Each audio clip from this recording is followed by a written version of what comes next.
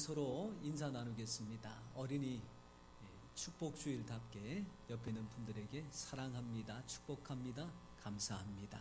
언제나 해도 좋은 말입니다. 우리 같이 인사 한번 하겠습니다. 감사합니다. 고맙습니다.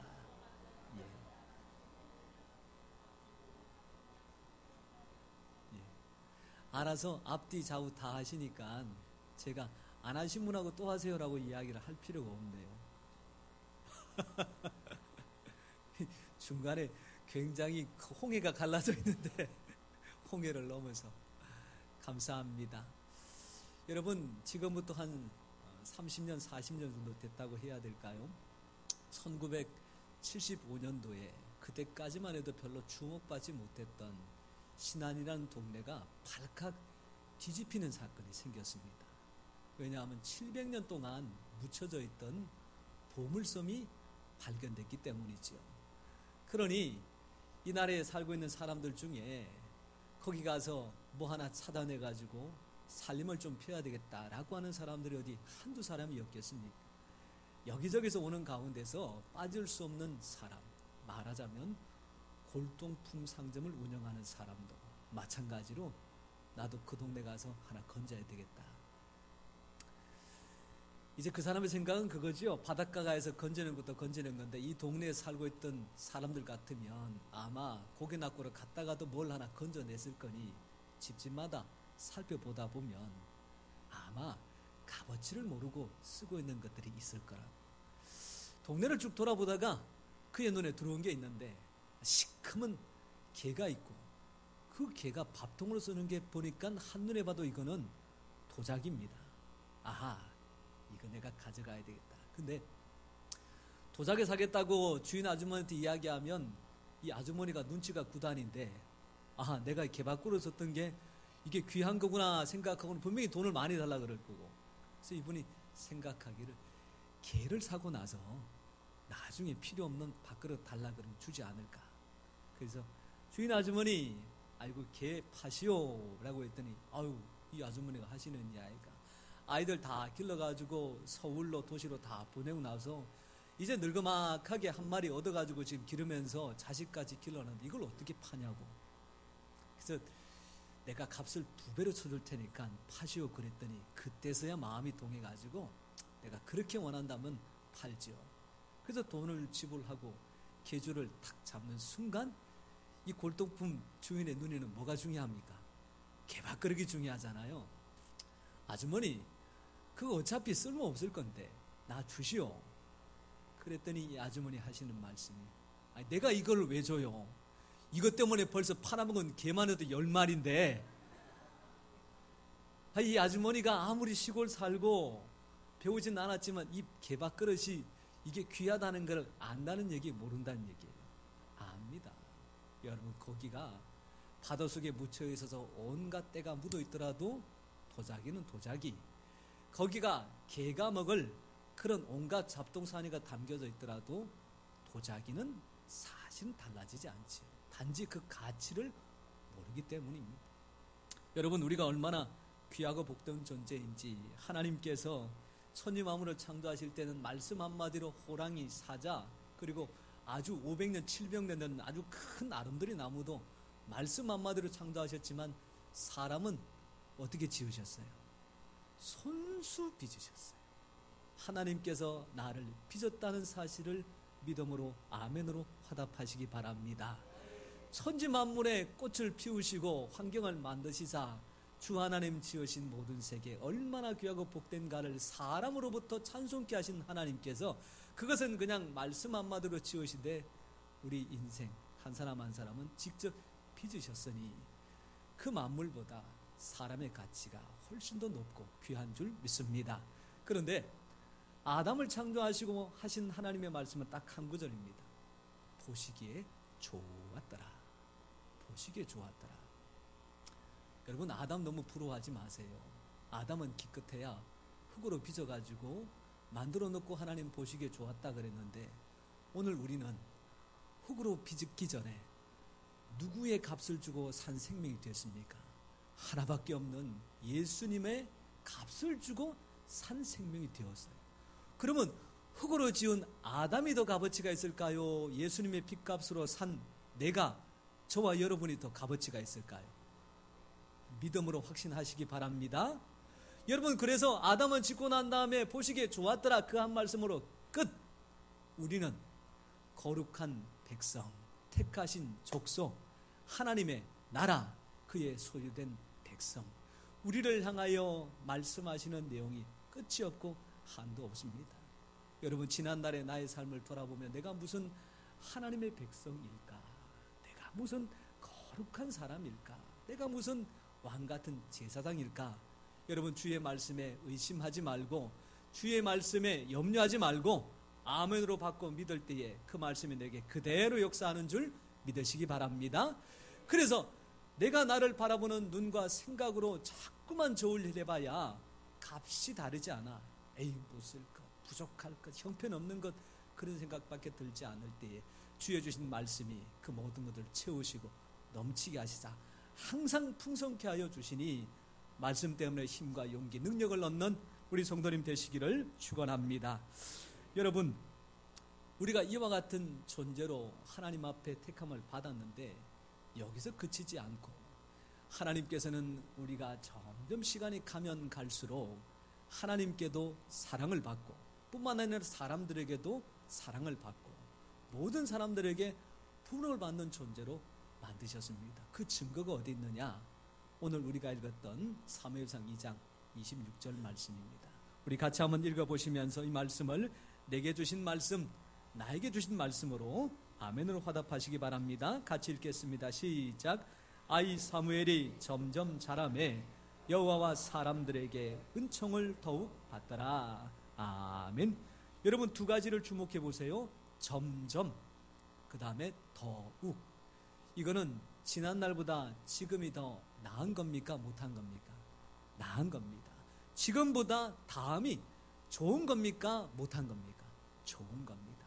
여러분, 오늘 내가 믿는 믿음보다 내일 하나님을 믿는 믿음이 더욱더 굳건해지시기를 축원합니다. 내가 오늘 그 믿음 때문에 받는 은혜보다 내일 받는 은혜가 더 큰 줄로 믿으시기 바랍니다. 여러분, 우리가 사용하는 말 중에 왕년회라고 하는 말이 있어요. 왕년회 집집마다 다 뭐 있었습니까? 금뚜껑이 하나씩은 다 있었습니다. 왕년회 집집마다 뭐 있었습니까? 금송아지 하나씩 다 있으셨어요. 그랬더니 옆집 사는 사람이, 한 사람의 집에는 금뚜껑이 있고 한 사람 집에는 금송아지 있다 그러니까 이번에는 나는 뭐라고 해야 될까 생각하다가 우리 집에는 집이 다 금이었다. 언제? 왕년회.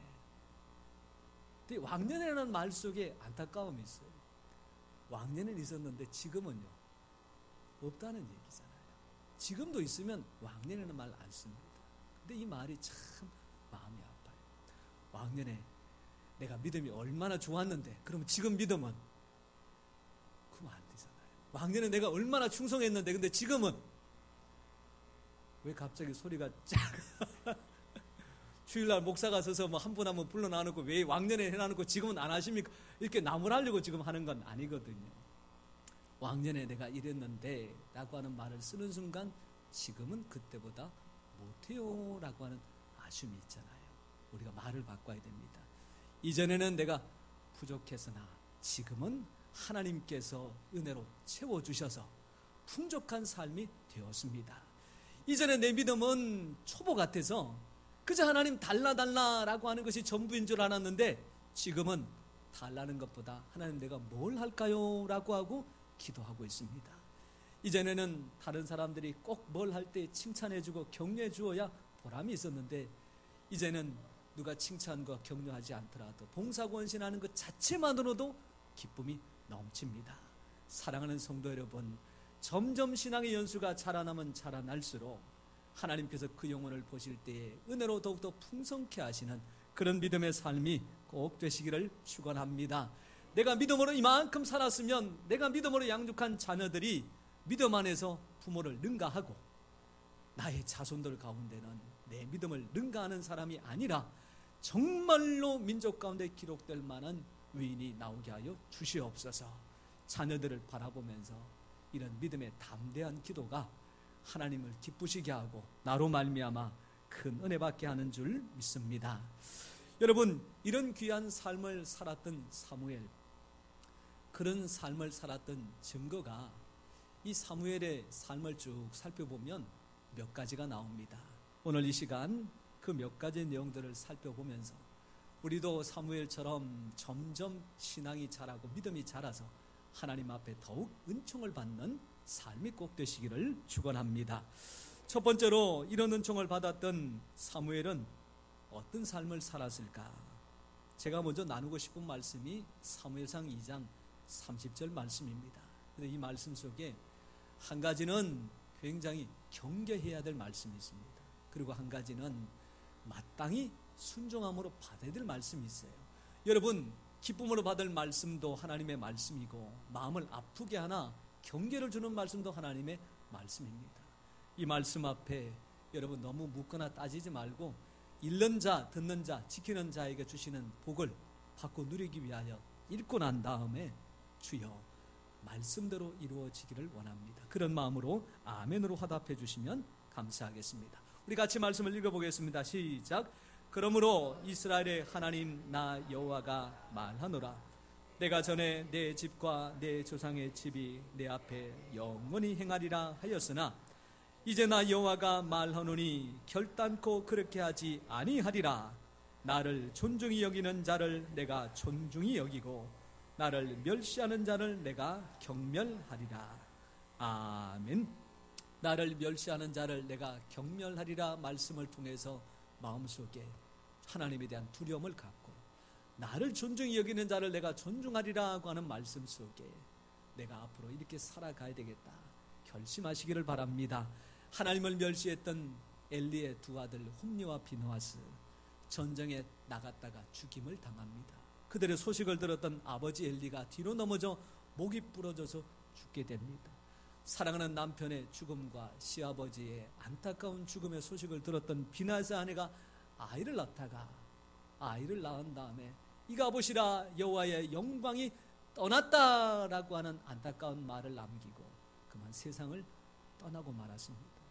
그런데 하나님을 존중히 여겼던 사무엘, 어림에도 불구하고 하나님께서 그가 기도할 때에 이스라엘의 어른들조차도 귀를 기울일 수 있는 권위를 허락해 주셨습니다.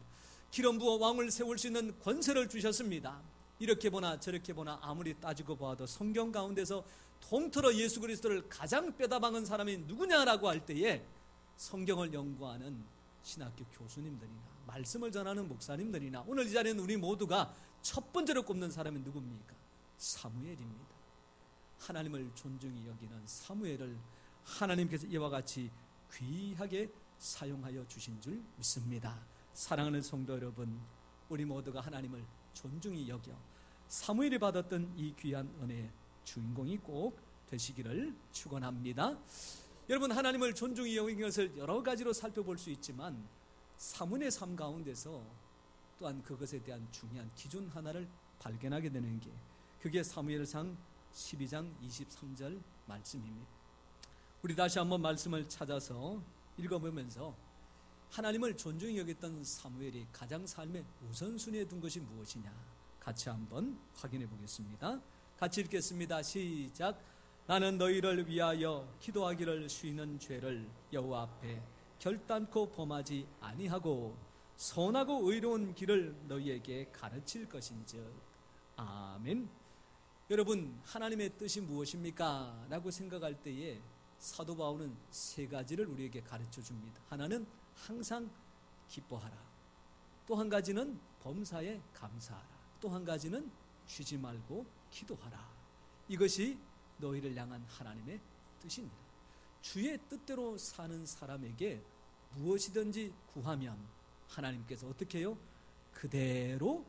여기는 그대로라고 하는 말씀은 그 사람의 구하는 그대로만이 아니고 하나님께서 주고자 원하셨던 그대로 빼지 않고 그대로 주시겠다고 하는 말씀입니다.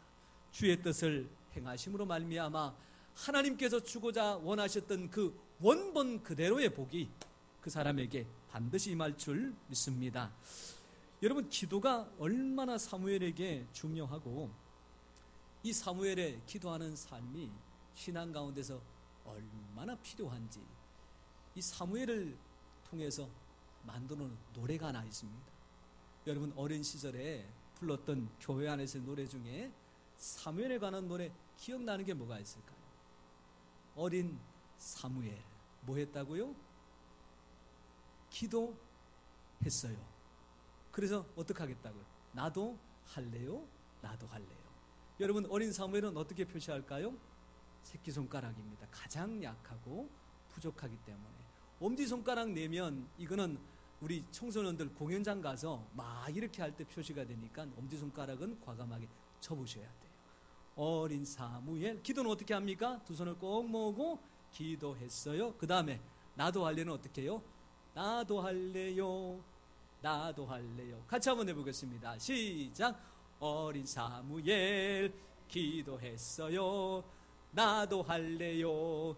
나도 할래요. 따라해 주시니까 한 번 더 하겠습니다. 다 같이 손을 높이 들고 크게 하겠습니다. 나도 할래는 어떻게 해요? 이렇게 아니고요. 이렇게 아니고요. 이렇게입니다. 이렇게. 나도 할래요. 나도 할래요. 같이 해보겠습니다. 시작. 어린 사무엘 기도했어요. 나도 할래요. 나도 할래요. 어린 사무엘 찬송했어요. 나도 할래요. 나도 한 번 더. 어린 사무엘 성경 봤어요. 나도 할래요. 나도 할래요. 할렐루야. 이렇게 사무엘이 기도하는 것을 본받고 찬송한 걸 본받고 성경 본 것을 본받아 그대로 쫓아갈 때에 사무엘을 사용하신 하나님께서 오늘 나도 사용하시고 사무엘에게 주셨던 귀한 복을 우리에게도 반드시 허락해 주실 줄 믿습니다. 그런데 사무엘이 이렇게 쉬지 않고 기도하겠다라고 하는 데는 그만한 이유가 있습니다. 회사에 출근했던 남편에게 아내가 문자를 하나 보냈는데 보는 순간 남편이 깜짝 놀랍니다. 어머, 무슨 일이 있었던 거야? 왜냐하면 전자레인지 태웠어요 라고 하는 얘기가 나온단 말이에요. 아이고, 이거 불이 났는데 몸은 상하지 않고 전자레인지만 버렸구나. 그 생각 속에 당장 전화해가지고 무슨 일이야 라기보다는 우리 아내가 다치지 않았으니까 그것만으로 족하겠다. 근데 생각해보니 전자레인지가 가정에 사실 굉장히 유용한 도구인데 이게 한순간에 태워졌으니 얼마나 힘들까. 17년 동안 애지중지하면서 잘 가지고 왔던 전자레인지 태워버렸으니까 내가 아내의 마음을 위로해주는 차원에서 결혼할 때는 돈이 많이 들어서 사실 모델도 저기 하급 기능도 몇 개 없는 거 그런 것만 했는데 이제는 어떻게 해요? 기능도 많고 덩치도 크고 그래서 좋은 걸로 하나 사서 집으로 갑니다. 집에 들어가서 아내에게 괜찮냐라고 묻고 전자레인지를 내미는 순간 남편은 기대하는 거죠. 여보 어쩜 그렇게 내 마음을 잘 알고 세상에 새 전자레인지를 사왔으니까 여보 최고 막 이래야 되는데 아내 갑자기 눈이 둥그래가지고 여보 이게 뭐예요? 아니 당신이 전자레인지 태웠다고 문자를 보냈길래 내가 하나 사가지고 왔지. 그랬더니 내가요? 핸드폰 좀 줘봐요. 딱 보는 순간 전자레인지 다이 버렸어요 이렇게 나와 있는 거예요. 전자레인지가 태워진 게 아니고 다이가 너무 낡아서 그거를 버렸다는 거예요. 여러분 뭐 이런 상황은 괜찮잖아요. 이거 사왔다고 멱살 잡고 싸울 것도 아니고. 그런데 이런 것들을 보면서 그런 생각이 듭니다. 말 한마디 한번 물어보고 이야기해봤다 그러면 이런 실수는 좀 없지 않겠느냐. 여러분 우리가 기도할 때 하나님 나 필요해요 라고 구하기만 하고 정작 하나님이 야 너 요즘 어떻게 사냐 그럴 때 하나님 나 듣기 싫어요 바쁘니까 좀 그 소리 그만하세요 나 알아서 살아갈게 이러면 하나님의 마음이 얼마나 서운하시겠어요.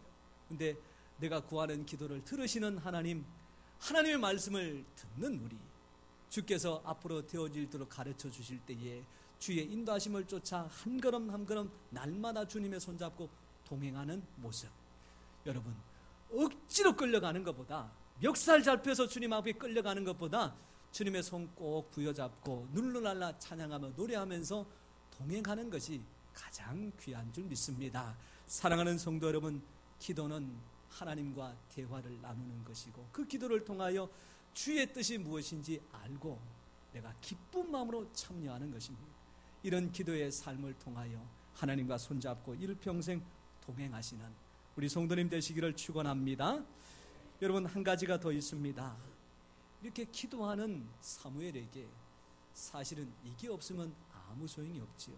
그래서 사무엘이 고백하는 말씀이 사무엘상 15장 22절 말씀입니다. 여러분, 이 말씀은 사실 사무엘이 자신의 신앙 고백이라고 말하기 전에 잘못하고 있는 왕 사울을 깨우치기 위하여 주신 말씀인데, 그럼에도 불구하고 이 말씀에 신앙의 아주 중요한 원리가 담겨져 있습니다. 사무엘상 15장 22절 우리 자막 나오면 같이 읽어보겠습니다. 시작. 사무엘이 이르되 여호와께서 번제와 다른 제사를 그의 목소리를 청종하는 것을 좋아하심같이 좋아하시겠나이까. 순종이 제사보다 낫고 듣는 것이 순양의 기름보다 나으니. 아멘. 순종이 제사보다 낫고 제사를 집례하는 것이 급했던 사울의 모습을 안타까이 여기시면서 하나님께서 사무엘에게 주신 말씀입니다. 그런데 문제는 사울에게서가 아니라 사무엘에게 이 문제에 직면하는 일이 벌어졌습니다. 하나님께서 사무엘을 베들레헴 이새의 집으로 몰아가시고 그 속에서 아들들 하나하나를 보시면서 사울의 뒤를 이어 왕을 세울 사람을 찾는 일인데, 사무엘이 그 이새의 아들 중에 첫 번째 아들 엘리압을 보는 순간 성경에 기록되기를 여호와의 기름 부으실 자가 과연 주님 앞에 있도다. 이 말씀은 이 사무엘의 눈에 엘리압이 왕이 될 만한 제목이라는 얘기입니까? 아니란 얘기입니까? 사무엘같이 아주 영성이 뛰어나고 사울을 구별할 줄 알았던 사람인데도 불구하고 엘리압을 보는 순간 이만하면 왕감이다고 하는 이야기죠. 근데 하나님께서 어떻게 해요? 아니다 그래 버리시는 거예요. 사무엘이 어떻게 합니까? 하나님 왜 안 됩니까? 엘리압 제가 볼 때는 괜찮은데 뭐가 안 됩니까? 이렇게 묻습니까? 안 묻습니까? 안 묻습니다. 예, 알겠습니다. 둘째 왔습니다. 하나님 아니라 그러니까 예, 알겠습니다. 셋째 왔습니다. 아니라 그러니까 예, 알겠습니다. 일곱이 다 지나갔습니다. 아무도 아니라 그럴 때 하나님, 아니 여기서 왕을 세우라 그래놓고 한 사람도 선택 안 하면 어찌시렵니까? 이렇게 안 물었습니다. 다윗이라는 막내를 목동하고 있는 끌고 왔을 때에 어떻게 해요? 그를 보고 말씀에 순종하여 기름을 부으니 그가 이스라엘 역사와 세계 역사에 가장 귀하게 쓰임받은 하나님의 사람이 된 것입니다. 사랑하는 성도 여러분, 순종은 내 생각대에 맞으면 하고 안 맞으면 안 하는 것이 아니라, 맞을 때도 기쁨으로 하지만 안 맞을 때에도 주의 말씀이기 때문에 순종할 때 그 사람에게 하나님의 약속하신 복이 많은 줄 믿습니다. 여러분, 우리나라 사정은 아니기 때문에 조금 공감하는 것이 떨어질 수는 있으나 잘 한번 들어보십시오. 고등학교를 졸업한 아들이 아버지에게 졸업 선물로 자동차를 사달라고 때를 씁니다. 아버지가 무슨 일인지 준다 안 준다 말이 없이 성경 하나를 사서는 아들한테 쥐어주면서 성경을 읽도록 해라. 특별히 빌립보서 4장 19절 말씀은 네가 꼭 읽어라. 자동차 사달랬던 아들에게 성경이 손에 쥐어지자 이 아들이 그 성경을 보기는커녕 너무 하시다, 안 사주다고 차라리 말을 하시지 생각하고는 성경책 그냥 구석에 처박아 두었습니다. 대학에 합격하여 4년 동안 집을 떠나서 열심히 공부하고 아버지를 만나러 내려올 때마다 아들은 아버지 자동차, 그때마다 아버지는 뭐요? 성경 잘 읽고 있냐? 아버지 자동차, 빌립보서 4장 19절 읽어봤냐? 아버지 자동차, 빌립보서 4장 19절을 읽어보라니까. 4년 동안 이렇게 주고받으면서 결국 아들은 아들도 속상하고 아버지는 무슨 이유인지 마음이 안타깝고, 졸업을 하고 나서 다시 한번 아들이 아버지에게 고등학교 졸업하고 나서는 성경책을 선물로 줬으니 대학을 졸업한 저에게 자동차 한 대는 주셔야 되지 않습니까? 그런데도 불구하고 아버지는 또다시 뭐라고요? 빌립보서 4장 19절을 읽어보아라. 여러분, 빌립보서 4장 19절 말씀 우리 같이 한번 읽어볼까요? 도대체 거기에 무슨 말씀이 있길래? 같이 읽겠습니다. 시작. 나의 하나님이 그리스도 예수 안에서 영광 가운데 그 풍성한 대로 너희 모든 쓸 것을 채우시리라. 할렐루야. 하나님께서 채워주시는 줄 믿습니다. 그런데 거기에 뭐가 담겨져 있었느냐? 자동차 한 대를 사고도 남을 수표가 4년 동안 봉투에 담겨진 상태로 그대로 있었습니다. 아버지 말씀에 순종해서 싫더라도 성경만 한번 펴보았더라며 아버지가 왜 굳이 빌립보서 4장 19절을 이토록 읽으라고 하시는지 조금만 이해하고 한 번이라도 펴봤더라면 4년 동안 마음고생 안 하고 자동차 신나게 타고 다녔을 텐데, 여러분, 순종이라는 것이 이와 같이 놀라운 하나님의 기적을 만들어냅니다. 주의 말씀에 순종하셔서 오늘 사무엘과 같이 가면 갈수록 더욱더 은총을 받고 가면 갈수록 믿음은 건강히 서며 하나님의 주시는 복이 풍성한 우리의 귀한 가정, 그리고 우리 모든 성도님들 꼭 되시기를 축원합니다. 여러분, 우리는 이렇게 믿음으로 살아가려고 결단하는데 사실은 이 믿음을 자녀들한테 어떻게 잘 전해줄 수 있을까? 또는 어린 자손들한테 이 귀한 믿음을 어떻게 하면 잘 가르칠 수 있을까? 이게 사실은 참 고민이 많이 됩니다. 그대로 뒤밀었다가는 알아듣지도 못할 거고, 모르다간 무조건 따라와라 그러면 반감이 생길 거고, 귀하고 좋은 것이지만 깨닫지 못하는 생명들에게 어떻게 이것을 보여줄 수 있을까? 제가 이 부분들을 고민하다가 한 가지 영상을 보고 참 많은 생각을 하게 됐습니다. 여러분, 호주 출신의 우리나라 1호 외국인 개그맨이라고 인정을 하고 있는 샘 해밍턴이라고 하는 사람이 요즘 텔레비전에 나와서 개그를 하지 않고 아이를 키우는 일들을 하고 있는데, 여러분, 이 아이 키우는 모습 속에 참 우리가 신앙으로 또한 자녀들을 어떻게 양육해야 될까, 거기에 대한 깊은 고민과 또한 해답이 담겨져 있는 것 같습니다. 소위 말하자면 코딱지 영상이라고 하는 건데, 우리 다 같이 한번 보시면서 어떻게 하면 자녀들을, 자손들을 믿음으로 양육할까 함께 고민해 보시기 바랍니다. 조명을 조절해 주시고요.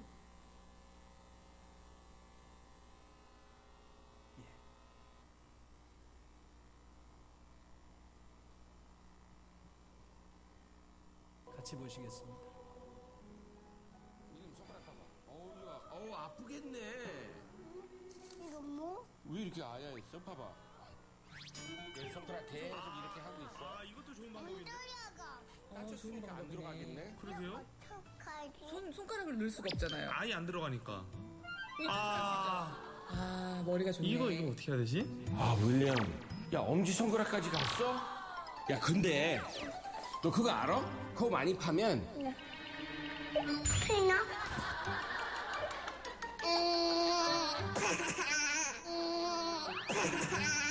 왜? 아빠 포기지 마. 얘 눈치가 들어가지고 이런 건 애지가 하면 쉽지도 않아요. 너 어떻게 알았어? 필이야. 아빠 뽕 많이 쳤어. 그래. 나 정말. 아, 물렸다고. 이미 얼굴에 낙서가 됐어. 왜 이렇게 안 넘어가니? 내 세상아야. 내가 형아야. 아, 그래서 무슨 방법이 있을까요, 저게? 아빠 누구 왔어요? 아예 손가락을 넣고 사네요. 아이, 그러네요. 예, 안녕하세요. 아, 저 윌리엄한테 뭐 들을 거 있어서. 예, 조심히 가세요. 아빠 누구 왔어? 아, 벌써 갔대. 이 윌리엄한테 이거 주라고 하던데? 뭘까요? 누구한테 온 거야? 한번 보자. 뭐 써있는지. 윌리엄, 안녕? 난 코딱지라고 해. 코딱지 경지 순간. 네. 띠용. 코딱지가 뭐야? 아빠 이거 봐. 알았어. 너한테 꼭 하고 싶은 말이 있어서 이렇게 편지를 보내. 우와. 야, 윌리엄한테 편지 보냈잖아. 엄마? 나, 엄마, 아빠, 동생과 함께 코 안에서 행복하게 살고 있었어. 근데 어느 날부터가 자꾸 손가락들이 들어와서 우리 가족들을 끌고 가버렸어. 그러니까 난 너무 슬퍼서 계속 울고 있어. 아빠 코딱지 울어요? 지금 엄마, 아빠, 동생 다 없어졌잖아. 다 헤어졌어? 다 헤어졌어. 넌 엄마, 아빠 없이 살 수 있어? 엄마 아빠 형철이 살고 싶어. 최고다. 컵딱지 아빠 가지 딸기 묻혀놓은 거 말고 다시 넣어. 우리 가족을 지켜줘. 윌리엄 울지 마. 응? 속상해하지 마. 나 코딱지 얘기해요. 코딱지랑 얘기한다고? 코딱지랑 어떻게 얘기할 거야? 전화해요. 전화할까? 전화. 아빠 전화 가지고 올까? 네. 아빠 이어 갖고 와요. 이어. 이어? 네. 이거. 아 이어폰? 네. 이어폰은 왜? 아빠 이거 줘봐요. 여기 어떻게 할 거야? 여보세요. 코딱지야. 콧속으로 대놓고? 내 말 전해니? 야 너 뭐 하는 거야? 야, 천재다. 천재네. 나 이형이야. 나 이제 코 안 펄게. 내가 안 펀대. 미안해. 코딱지 안녕. 코딱지야 저 있어. 아빠 나 얘기했어요. 코딱지 슬프니까 이제 안 펄 거야. 우와. 윌리엄 이리 와. 성공이야. 아이고.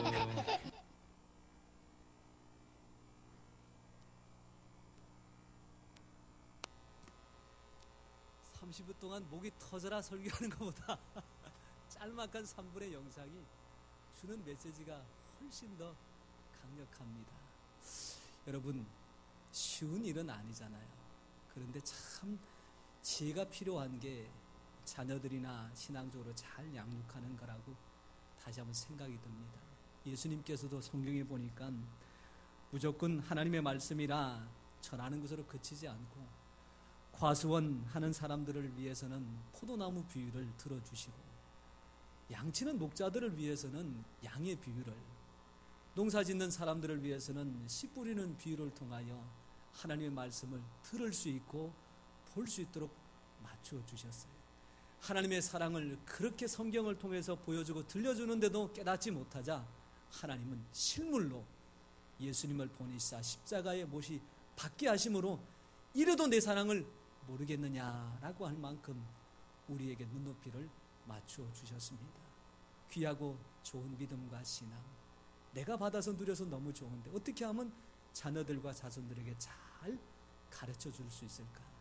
이를 위해서 다시 한번 하나님 앞에 기도 많이 하고 주시는 지혜를 통하여 잘 양육해서 가면 갈수록 더욱더 은총받는 귀한 가정과 우리 모든 성도님들 그리고 자녀들 다 되시기를 축원합니다. 기도하겠습니다.